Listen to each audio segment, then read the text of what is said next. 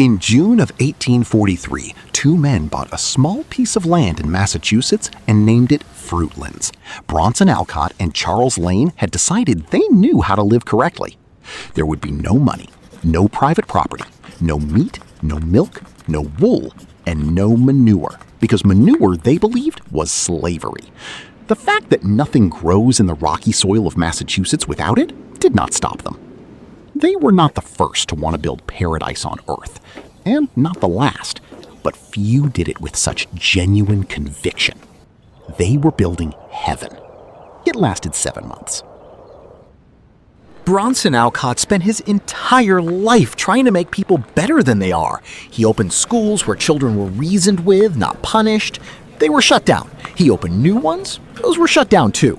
It never stopped him, because Alcott was the kind of man reality could never quite convince. He had 4 daughters. The most famous of them, Louisa May, would later write about Fruitlands in her journals, without much warmth. With him came Charles Lane, an Englishman, a strict reformer, a man of iron convictions and almost no doubts. Lane had crossed an ocean to find people willing to truly live by their beliefs. He brought a trunk of books, a modest sum of money, and an absolute certainty that the old world had to be left behind, for good. Where Alcott dreamed, Lane made plans. Where Alcott inspired, Lane demanded. They were a perfect match for building a utopia and for destroying one. In June of 1843, they purchased a plot of land near the town of Harvard, Massachusetts. The soil was rocky and poor, entirely unsuited to feeding a group of people who had given up everything except vegetables and fruit. This did not concern them. The rules were simple. No money, no private property, no animal products, no meat, no milk, no eggs, no honey, no wool, no leather. They called it the pure life. That summer, a handful of like-minded people arrived, along with several children. The exact number kept shifting. People came, looked around, and left. Those who stayed were the most convinced, or the most stubborn. They worked in the garden, ate what they found on the land, and believed they had finally left the corrupted world behind. The world, however, had not gone anywhere. It was simply waiting for autumn. The first months were exactly what they had imagined. People rose at dawn, worked in the garden, gathered apples, pears, vegetables. No one paid anyone. Everything was shared. They ate what grew on the land. Raw roots, wild herbs, fruit. They drank water from the stream. The day was simple and clear. Wake, work, eat, sleep. No money, no debts, no bosses. Exactly as planned. In the evenings, they gathered in the common hall. They read aloud, talked about the soul, about nature, about how good it felt to finally live without the vices of the old world. Someone quoted Emerson, someone else spoke of the fate of humanity. Children ran barefoot through the grass. Adults nodded. No one was in any hurry to leave. Bronson Alcott walked between the garden beds. He rarely touched the soil with his hands. He believed the spirit had higher work to do.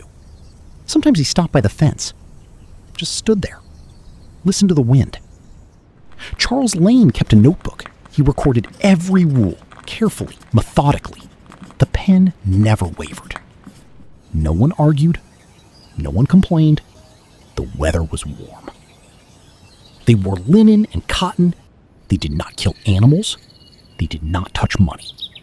Each day resembled the one before, and this, they felt, was a virtue, not a flaw. They called it the rhythm of true life. Everything was clean. Sometimes in the evenings, someone would begin to sing, and the others would join in. The harvest that summer came in smaller than expected, but they sang beautifully. The problems did not begin with a loud argument. They began with small things. The land at Fruitlands was poorly suited to growing grain. The soil was rocky, the plot was small, and the list of permitted foods was very short. Roots, wild herbs, vegetables, fruit. No milk, no eggs, no butter. The diet was pure. It was also barely enough to live on. But that was only the beginning. Alcott and Lane forbade the use of animals in the fields. No horses, no oxen, only human labor. This meant that every inch of ground had to be turned by hand.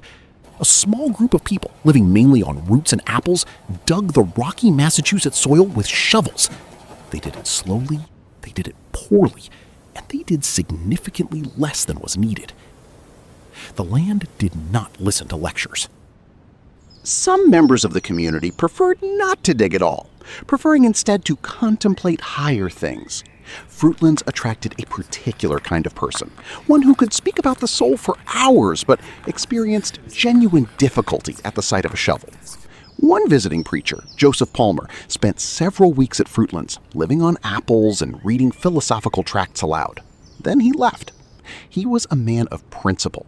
He had served time in prison for refusing to shave his beard in an era when beards were considered improper. His connection to agriculture was, at best, indirect. Alcott himself was not a practical man. He could inspire, he could speak, he could find profound philosophical meaning in almost anything. But when the question was how many turnips to plant to feed 10 people through winter, he preferred to leave that to fate. Lane was stricter. He demanded discipline and strict adherence to the rules. But the rules kept getting harder and further from reality. He proposed giving up salt entirely. Salt, he argued, was an artificial craving imposed by civilization. People listened. Some agreed. The food became even more flavorless. Meanwhile, summer was ending. The grain was ready to harvest. The weather had turned dry. Rare luck for the rocky fields of Massachusetts. Every day of delay meant losses. Every farmer within 20 miles knew it. Alcott and several of the men left for a lecture on social reform in a neighboring town. For several days, they left a note. Abby Alcott read it, folded it in four, and put it in her pocket. Then she walked out to the field. Behind her came the children, all 4 daughters, including 11-year-old Louisa. They worked in silence. Louisa would later write about that day in her journal, briefly, without drama, the way only children write who have already understood a great deal about adults. We harvested the grain. Father was at a lecture. By evening, the field was done. The men returned 3 days later, energized, full of new ideas about how to remake the world. Abby met them at the gate. She said nothing. Sometimes, silence is also an answer. Autumn came earlier than expected, and with it came a question they had no answer to. What would they eat this winter? Winter in Massachusetts does not ask if you are ready. It came in November, sharp, cold, without warning. The temperature dropped below freezing. The ground hardened. The stores they had gathered over summer were catastrophically small. A few barrels of vegetables, some dried herbs, apples already beginning to rot. It was not enough. The house held little heat. There was nothing to burn. Cutting trees was considered violence against nature, so firewood could only be gathered from the ground. The children were cold at night. Abby Alcott wrapped them in blankets and said nothing. What she thought on those nights, she left in her journal. Briefly, we are hungry. The men are writing letters about reforming the world. We are freezing. Alcott wrote. Lane fought. Both believed that the right idea would protect them from the cold. By December, it was clear there would not be enough food to last until spring. Alcott knew it, Lane knew it, everyone knew it. But for weeks, no one said it aloud, as though speaking the words might make things worse than they already were. Each morning, Abby cooked a thin soup from whatever remained. A few root vegetables, dried herbs, water. The children ate without speaking. Louisa looked out the window at the frozen field and, according to her journal, thought about bread. Simply bread, which was forbidden here because milling grain was considered an act of violence. Lane spent those days writing long letters about human nature, about purity of spirit, about why the family was the greatest obstacle on the road to a true utopia. He wrote neatly, by candlelight, in a frozen room. Alcott collapsed from exhaustion. He did not get up. He simply stopped speaking. It was during those December weeks that the break between them began.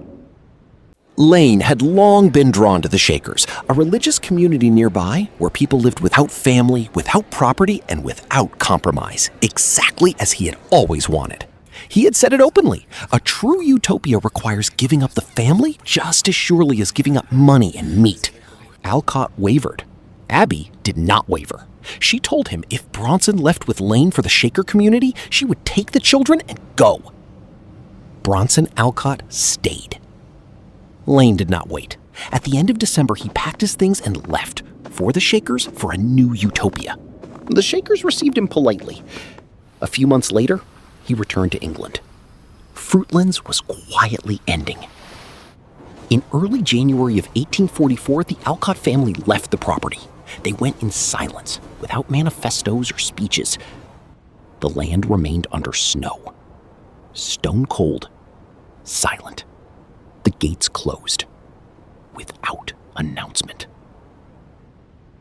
Bronson Alcott lived 44 more years. He never admitted that Fruitlands had been a mistake. In his version, it was an experiment ahead of its time. People simply were not ready. The world, in his view, had not yet caught up. He continued to lecture, to write about the perfection of the soul, and to believe that the right life was possible. Just not here and not now. Lane did not change his beliefs. He simply packed his trunk and started over. Louisa May Alcott grew up and wrote a short story. Not directly about Fruitlands, but everyone who read Transcendental Wild Oats recognized her father. She described him without anger, only with the quiet, precise irony of someone who, as a child, had been cold in a freezing house while her father wrote letters about reforming the world. The plot of land in Harvard changed hands several times. Today, there is a small museum on the site. It holds diaries, letters, and a few objects left behind by the community. The soil is the same, rocky, poor. It never became paradise. Fruitlands lasted 7 months. In that time, its residents killed no animals, used no manure, touched no money, and ate no meat. They were completely pure and completely unprepared for winter. The next utopia appeared a few years later, then another and another. Sometimes they lasted longer than 7 months. Not by much.